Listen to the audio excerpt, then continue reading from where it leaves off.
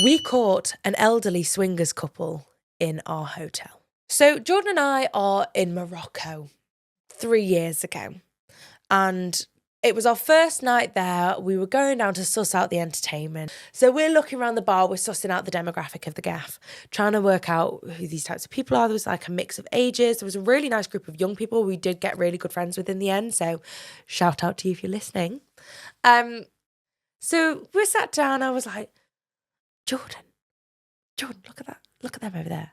And it's basically a big sofa with like 7 couples on it.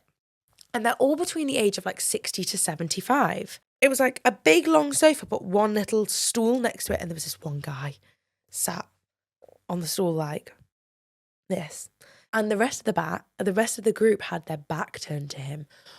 We're going to call Toadstool Man Steve. So they're all chatting, but they don't look very happy. They're all like, and we go down for breakfast the next morning, of course. And obviously when you're at an all-inclusive, you see the same folks all the time. We saw them again.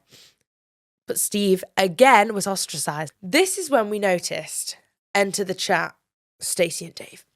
Stacey and Dave would always be with Amy. So Amy would be like her head lying on Amy's legs, or she'd always be like cozied up to Dave.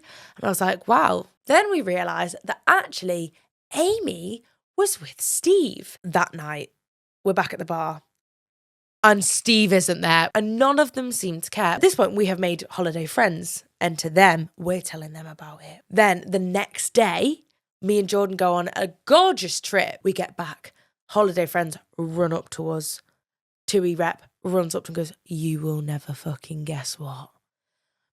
Basically, they had overheard that this whole group of people, elderly swingers, there'd been I don't know what they're called, a party.